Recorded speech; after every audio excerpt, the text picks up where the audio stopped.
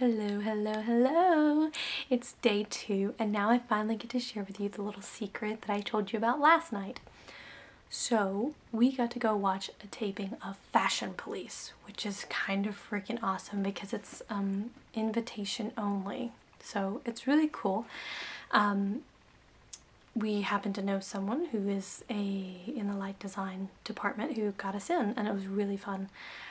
I took my friend Darla Devine as we call her, and she is wonderful and fun and the perfect companion for this type of adventure. So, you know, we get all dressed up. We have to be there at like 7:45 in the morning, which means we have to leave Santa Clarita at like 6:20, which means I have to be up at like 5 a.m. because you can't go to Fashion Police, well, kind of like looking like I look right now in like sweatpants and your hair pulled back. Like, you know, you have to look like you belong at Fashion Police because, come on, I mean, like, Joan Rivers might skewer you or something.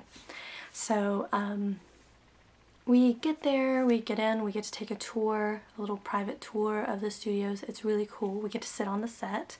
Everyone there was really wonderful. I have to say, the crew are just a fun group of people. They do very great work very quickly, and all while smiling, you know, which is not always the easiest, but it was really great. Joan Rivers was pretty flippin' awesome, as to be expected. But I mean, she's also one of those people that within 5 minutes of actually meeting her in a room, you realize that she's extremely intelligent. I mean, just an extremely intelligent, very bright and quick individual, and it was really interesting. I wasn't, you know, I mean, I don't dislike Joan Rivers, but I wasn't a particularly big fan of hers before this, but after seeing her in person and seeing the way that she really is to the people around her, and, you know, seeing how intelligent she is and listening to some of her stories, and, you know, and realizing what she did as a trailblazer, particularly for women commentators, women comedians, you know, that sort of thing. I have a newfound level of fangirldom for her. Like, it's ridiculous. Now I'm obsessed. It's great. Woo! But we did that, and that was really, really fun. And then I came back and hung out with my parents. We went to Santa Monica Pier, which was a first for them. I think my mother almost died of a heart attack when we went past the big boa constrictors that they put around you and you take pictures. Anyone who knows my mom knows that, like, snakes are her #1 enemies. Like, she's the Grim Reaper of snakes. I mean, she has killed so many snakes. It's ridiculous, but she does not like them. And it was really kind of a couple of tense seconds trying to cross. But it was really fun. We got to walk through Santa Monica, you know, walk down to the pier, have a really nice dinner. Just a really fun, relaxing time. I wanted to touch on some things that I didn't really get to touch on in the first video because it was just like, hey, how are you gone? It's not an easy move, and I think anyone who is thinking about moving, you know, to New York, LA, wherever, to pursue your goals and your dreams, be prepared for it not to be easy. You know, the last apartment that I moved out of to move here, I had lived there for 5 years, and I didn't realize how much you can pack into an apartment in 5 years. It took forever to, like, get everything ready to go. It was ridiculous. We were like 12 hours behind schedule. It was, oh my god. But I had to streamline down into what could fit into my car. And 5 years of life, 5 years of memories, suddenly deciding what's worth keeping and what's not, you know. It was kind of cathartic. It was very, I felt like a Buddhist monk forsaking all material possessions, or a Jesuit or something, you know, because it's very a minimalistic life approach of, like, what do you think you need and what do you really need. So it was a really great exercise before coming out here in terms of streamlining my life and realizing what is important. But it still was another level of sacrifices. It's material comforts, emotional comforts, that sort of thing that you will have to sacrifice to go after whatever it is that you want. For me, though, it's the emotional sacrifices of leaving my very best friend in the whole world there. it's hard to remember that she's not a phone, I mean, she is a phone call away, she is, but that like within 10 minutes of that phone call she won't be on my front doorstep with a bottle of wine. So that's that's something to get used to. And my family, I have a nephew who is 16 months old, and so he's growing and doing and learning new things every day. And the last night that we were packing, you know, they were up there helping me, and I was playing with him and stuff, but I thought that I was going to be coming back home with my parents for one last night to kind of like say goodbye to everyone. And then the way things worked out, I didn't have time. I need to stay at the apartment and pack. And I realized too late that I really hadn't got a chance to say a real goodbye to my oldest youngest sister. I'm the oldest, but she's the next one under me. And my 16-month-old nephew. And I remember thinking that, you know, he's 16 months old. I might not be back home until Christmas. It's June now, so he will be almost 2, because he'll turn 2 in January. And he'll be so much bigger.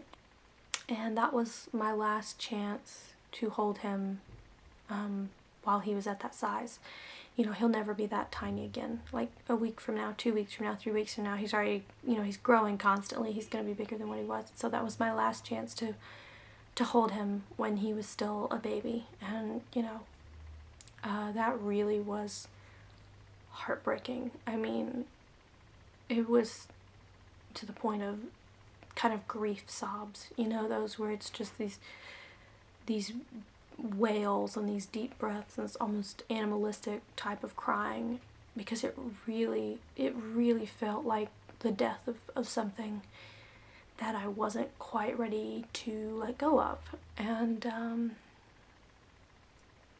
that's something that I have to deal with. People who know me know that I'm very family oriented. I love my family, and I'm doing this for them. I am doing this for my nephew and for another little girl that I call my niece, who sort of kind of isn't, but her mom and I grew up together, and I remember holding her after she was born and like falling so completely, fiercely, I will kill someone to protect this child, in love. And I wanted to leave them a legacy of going after your dreams even when they're scary, even when no one else believes in you, even when you're not quite sure that you can do it, even when you don't feel like you're ready, even when that little voice in your head says that it'll never work, to go anyways, because it's better to go and fail spectacularly than never go and never know and wake up 30, 40 years later and not recognize the face in the mirror because you've gotten so far away from your life's purpose that you're not even who you're meant to be. I think that's the scariest thing. And so that's the legacy that I want to leave to them. I don't have kids. I don't know if I'll ever have kids. And so for now, they're the closest thing to children that I have. And I want to leave some kind of legacy for them, and I guess this is it. That you do the things that scare you. That you do these things even when all the things that you have to give up break your heart. That even in the midst of great grief, there can be joy. Even in moments of great courage, it's okay to still have a little bit of fear. That's another reason that I'm documenting this journey, as I want them to be able to look back whenever they decide to do whatever it is they want to do, whether they want to become a dentist or an actor or a pilot or whatever, that they look back at this and say, yeah, you know what, she did it, I can do it. Because I know they're going to be, they already are pretty amazing kids. They're going to go and do and see and be so much more than I ever could. And I want to be able to say that I helped form that in some way. And so this is my part of adding to the legacy that they get to be a part of. Because I grew up in a small town. I went to the high school that my grandparents graduated from. I went to church in the church that my great-grandfather built. You know, I mean, there's this sense of legacy that I've always lived with. It's been both a blessing and a burden, I guess, in some ways. But I've always grown up with this deep sense of the realization that you're a part of something greater than yourself, that you are the continuation of a thread in the tapestry of life, and that there will be threads that come after you, but you help set the pattern of those next threads. It's very much like the philosophy of Ubuntu. I am what I am because of who we all are. The idea that no matter what you do, you create a ripple effect in the world around you, and whether you mean to or not, you do change the course of some events. Some big, some small.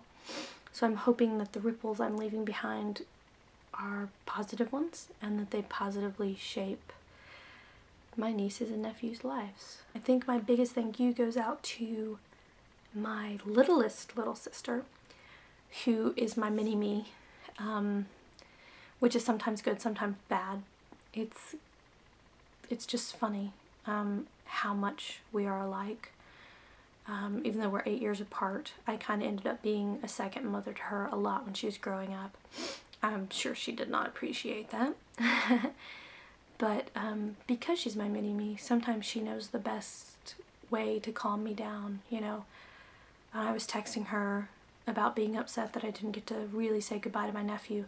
And the worst part was my parents took my car home because it had more stuff that had to be moved back home. So I didn't have a car, so there was no way for me to be like, oh hey, you know what, I'm just gonna jump in the car, drive and go see them. So I was stranded there, and I was heartbroken.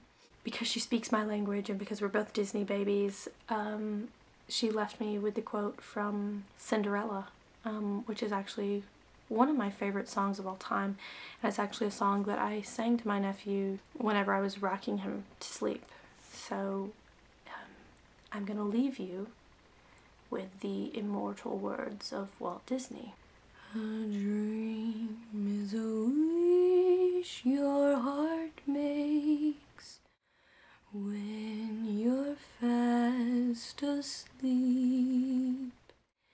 In dreams you will lose your heartaches. Whatever you wish for, you keep. Have faith in your dreams, and someday your rainbow will come smiling through. No matter how your heart is grieving, if you keep on believing, the dreams that you wish will come true. And that's it.